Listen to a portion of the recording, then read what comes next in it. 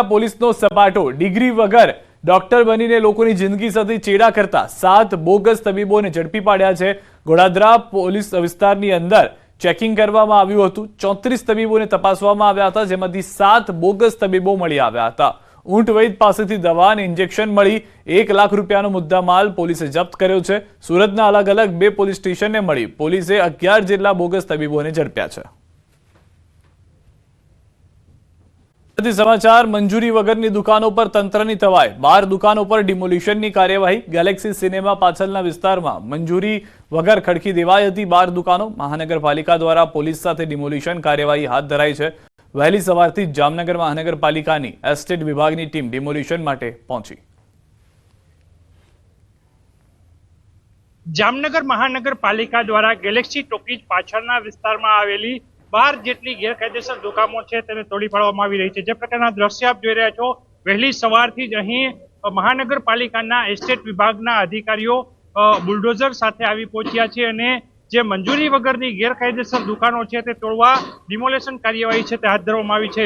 હાલ સવારથી જ અહીં જે પ્રકારે ડિમોલેશન કામગીરી છે તે હાથ ધરવામાં આવી છે। મહાનગરપાલિકાના અધિકારી પણ છે, એમની સાથે વાત કરીશું। શું કહેશો સાહેબ, કયા પ્રકારની કામગીરી?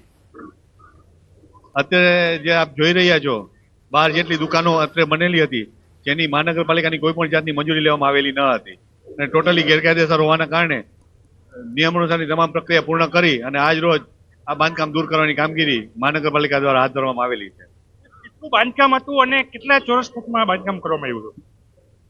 આશરે 12 જેટલી દુકાનો અને 5,500 ફૂટ જેટલું બાંધકામ કરવામાં આવેલું હતું, જેને અત્યારે દૂર કરવાની કામગીરી હાથ ધરવામાં આવેલી છે।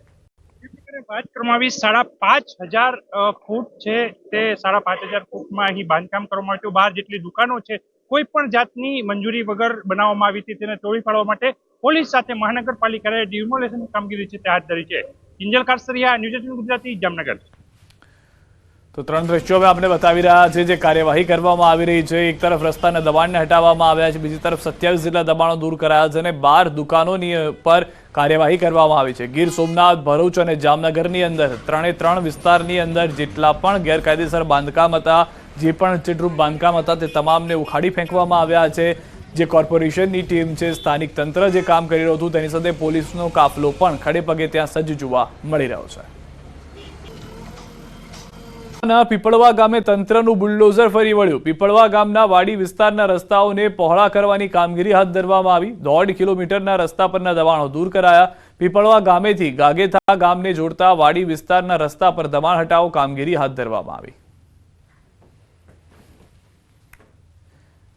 ભરૂચ તાલુકામાં નેશનલ હાઈવેની કામગીરીમાં અડચણરૂપ દબાણો દૂર કરાયા। દયાદરા ગામમાં નેશનલ હાઈવે ઓથોરિટી અને વહીવટીતંત્રે પોલીસને સાથે રાખીને ડિમોલિશનની કામગીરી કરી। દયાદરા ગામમાંથી 27 જેટલા દબાણો દૂર કરવામાં આવ્યા। તંત્રએ આ પહેલા દબાણકર્તાઓને પોતાની રીતે દબાણ હટાવી લેવા 3 નોટિસ આપી હતી, તેમ છતાં દબાણ નહોતા હટાવાયા, જેને લઈ તંત્ર એક્શનમાં આવ્યું અને જેસીબીથી દબાણ હટાવવાની કામગીરી કરાઈ। 27 જેટલા ઇસમોની અમે નોટિસ બજાવણી કરેલી અગાઉ 3 વખત અને આજરોજ એ 27 એને આગલા દિવસે જાણ કરેલી છે। આજે સંયુક્ત ટીમ છે, જેબી, ફોરેસ્ટ અને મામલતદાર અને જિલ્લાના તમામ એસપી, ડીવાયએસપી ના માણસો બી આજે હાજર છે। સરકારી જનરલ હોસ્પિટલનું તંત્ર પણ સજ્જ જોવા મળ્યું। નવા વાયરસને લઈ હોસ્પિટલ ખાતે વોર્ડ ઉભો કરાયો। 10 બેડ, વેન્ટિલેટર, દવા સાથે વોર્ડ તૈયાર રખાયો। HMPV ગ્રસ્ત દર્દીઓ આવશે તો તેને વોર્ડમાં રખાશે। ડોક્ટર, RMO દ્વારા સાવચેત રહેવા અપીલ કરાઈ છે। હાથ સાફ રાખવા અને પૌષ્ટિક આહાર લેવા જણાવાયું। જનરલ હોસ્પિટલમાં તમામ તૈયારીઓ પૂર્ણ કરી દેવાઈ। HMP વાયરસની દસ્તકને લઈ રાજકોટ સિવિલ હોસ્પિટલનું તંત્ર એલર્ટ થઈ ગયું છે। 40 ટનથી વધુ ઓક્સિજન કેપેસિટી ધરાવતા 3 ઓક્સિજન પ્લાન્ટ કાર્યરત કરી દેવામાં આવ્યા છે। રાજકોટ સિવિલ હોસ્પિટલમાં 10 બેડનો ખાસ આઇસોલેશન વોર્ડ પણ તૈયાર કરવામાં આવ્યો છે। આ વોર્ડ ઓક્સિજન અને વેન્ટિલેટરની સુવિધા સાથે સજ્જ છે, સાથે જ દવાનો પૂરતો સ્ટોક પણ ઉપલબ્ધ કરાવાયો છે। HMPના દર્દીઓ નોંધાય તો પૂરતી સારવાર મળી રહે તે માટે હોસ્પિટલમાં તમામ પ્રકારની સુવિધા ઊભી કરવામાં આવી છે। HMPV વાયરસને લઈને રાજકોટનું સિવિલ તંત્ર છે તે એલર્ટ છે। રાજકોટ સિવિલ હોસ્પિટલ ખાતે 10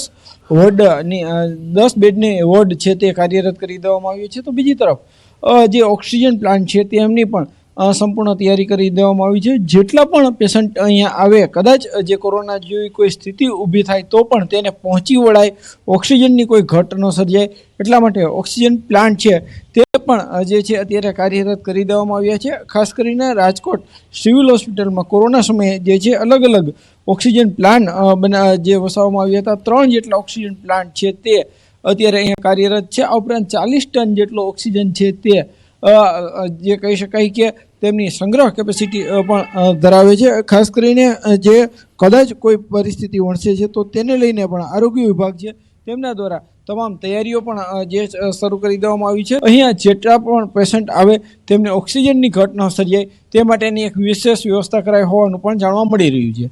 અપીલ કથાકાર મોરારી બાપુએ જનતાને કરી છે અપીલ, HMP થી બહુ સાવધાન રહેજો. મોરારી બાપુએ કહ્યું કે ભયંકર નથી પણ પૂરતી સાવધાની જરૂરી છે. રામકથામાં ઉપસ્થિત શ્રોતાઓને પણ કરી અપીલ કરતા બાપુએ કોરોનાનો પણ ઉલ્લેખ કર્યો હતો.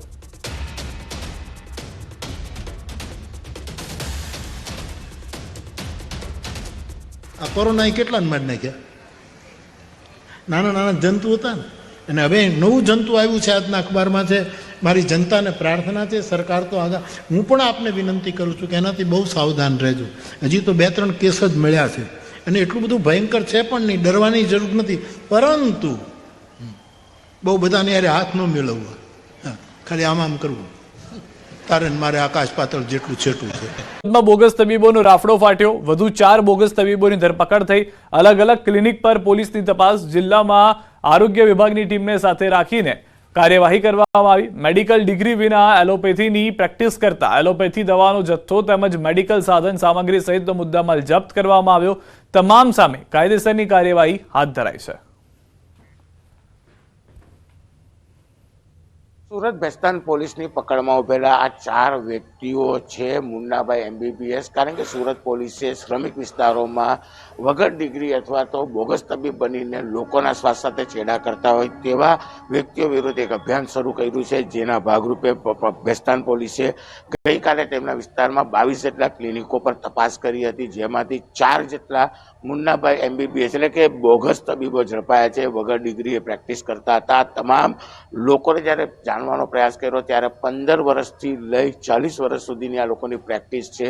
તેઓનું કહેવું છે કે તેઓ ઉત્તર પ્રદેશ ખાતે અભ્યાસ કરી ડિગ્રી મેળવી છે, તો સુરત પોલીસે બોગસ ડિગ્રીમાં ઝડપ્યા છે. ખાસ કરીને સુરત પોલીસ દ્વારા લાંબા સમયથી આવા બોગસ તબીબોને પકડવાની કામગીરી કરવામાં આવી રહી છે. તમામ લોકો પાસેથી દવાનો જથ્થો પણ ઝડપી પાડવામાં આવ્યો છે. જોકે પકડાયેલા તમામ લોકો પાસે ડિગ્રી ન હોવાનું પોલીસ તપાસમાં સામે આવ્યું છે. કારણ કે પોલીસે 22 જેટલા ક્લિનિક પર તપાસ કરી હતી અને 22માંથી માત્ર 4 લોકો વિરુદ્ધ કાયદેસરની કાર્યવાહી કરી છે. એટલે કે બોગસ ડિગ્રી અથવા તો વગર ડિગ્રીએ ક્લિનિક ખોલીને શ્રમિક વિસ્તારમાં શ્રમિકોના જીવ સાથે છેડા કરતા આ બોગસ તબીબો સામે કાર્યવાહી કરી છે. તો હાલના 2 દ્રશ્યો આપને બતાવી રહ્યા છે કે જ્યાં આગળ મુન્નાભાઈ MBBS સક્રિય થઈ ચૂક્યા છે. ગોડાદરાના સુરતના દ્રશ્યો છે, બીજા ભેસ્તાનના દ્રશ્યો છે જ્યાં આગળથી નકલી તબીબો પકડાયા છે. કુલ 11 તબીબો પકડાયા હોવાની જાણકારી છેલ્લા 24 કલાકની અંદર મળી રહી છે કે જે તબીબ નથી, જેઓ ડુપ્લિકેટ તબીબ તરીકે કામ કરતા હતા. મંત્રી જાન્યુઆરી મહિનામાં ગુજરાતના મહેમાન બનશે. આગામી દિવસમાં PM દક્ષિણ ગુજરાતના પ્રવાસે આવશે. નવસારી ખાતે આવેલા મોદી મિત્રા પાર્કની મુલાકાત લઈ સુરતના એક કાર્યક્રમમાં હાજર રહે તેવી શક્યતા છે. આગામી દિવસોમાં તારીખ જાહેર કરવામાં આવશે. PM ગુજરાત અને સુરત આવવાને લઈને કાર્યકર્તાઓમાં પણ ઉત્સાહ સાથે તૈયારીઓ શરૂ થઈ ચૂકી છે. બાદ હવે જૂનાગઢના કેશોદમાં પણ બોગસ લેટર કાંડનો મામલો જોવા મળ્યો છે. કેશોદમાં થોડા દિવસ પહેલા શહેર ભાજપનો લેટર પેડ વાયરલ થયો હતો. PGVCLના કર્મચારીની કામગીરી પર સવાલ ઉઠાવતો લેટર વાયરલ થયો હતો. ઉર્જા મંત્રીને સંબોધીને લખાયેલા લેટર પેડ પર મહામંત્રી જતીન સોઢા અને હોદ્દેદારોની બોગસ સહી હોવાનો આક્ષેપ થયો છે. જતીન સોઢાએ પોતે સહી ન કરી હોવાની સ્પષ્ટતા કરી, સાથે જિલ્લા સંગઠન સામે પણ કાર્યવાહી ન કરી હોવાના આક્ષેપ કર્યા. ત્યારે બોગસ લેટરને લઈ હાલ સ્થાનિક રાજકારણ ગરમાયું છે. અને એ બાબતની મેં વારંવાર કેશોદ શહેર ભાજપ સંગઠનના પ્રમુખ પ્રવીણભાઈ ભાલારાને કહેલું કે ભાઈ આ રીતનો આપણા લેટર પેડનો દુરુપયોગ થયો છે, તો આમાં આપણે કાયદેસરની કાર્યવાહી કરવી જોઈએ. આવતા દિવસોમાં કોઈ આપણા લેટર પેડનો દુરુપયોગ ન કરે, ખોટી સહીનો કોઈ દુરુપયોગ ન કરે. પરંતુ તેનો મને કોઈ જાતનો પ્રત્યુત્તર નથી મળ્યો કે ભાઈ આ રીતનું જો પાર્ટીમાં ચાલતું હોય અને કેશોદ શહેર સંગઠનના પ્રમુખ આમાં કોઈ જાતનો રસ ન દાખવો, તેથી કરીને મારે ના છૂટકે આજે આ કરવું પડે છે અને તેમાં મારી સહી ખોટી દુરુપયોગ કરવામાં આવ્યો છે.